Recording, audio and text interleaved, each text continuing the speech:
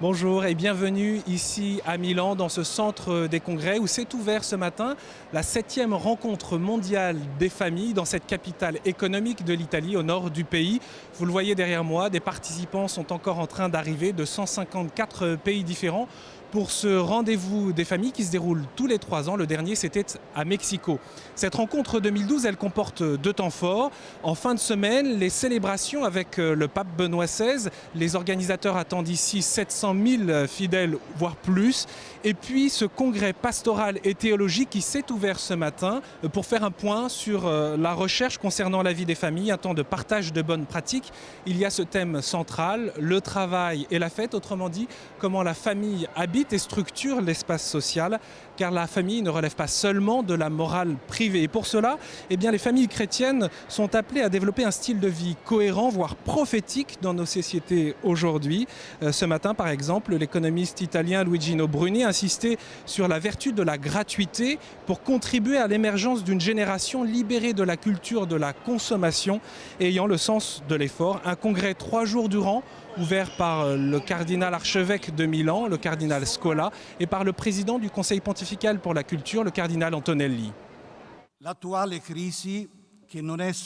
L'actuelle crise, qui n'est pas seulement économique, mais aussi culturelle, relationnelle, religieuse, fait voir le malaise qui était latent depuis beaucoup de temps et fait devenir encore plus grand le désir et la demande des valeurs authentiques et provoque une révision des dynamiques du marché et des styles de vie.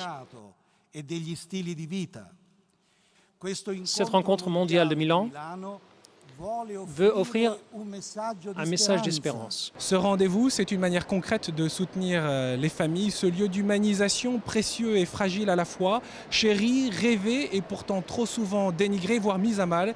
Eh bien, les participants veulent porter ce message d'espérance dans la société, comme l'attestent ces familles africaines.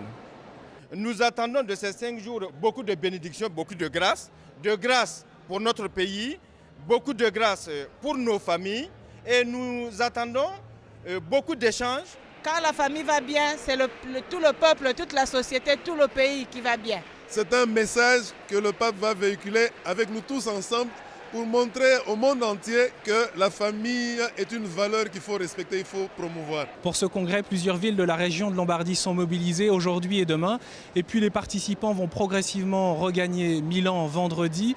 Ici, eh bien, la région a ouvert les portes de son cœur, les portes de l'église, mais aussi les portes de la cité, comme l'a souligné l'archevêque de Milan. Près de 47 000 participants sont accueillis chez l'habitant, dans les familles. C'est le cas pour les 800 Français.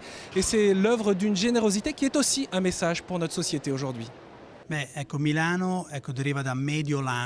Milan vient de Mediolanum, ce qui veut dire la terre entre deux. Milan a toujours été un endroit qui a accueilli. Et les Milanais ont toujours été des personnes avec le cœur dans la main, des gens qui accueillent. Et quand ils sont demandés à faire des grandes choses, alors ils se mettent en marche. Et toujours de manière concrète et très pratique.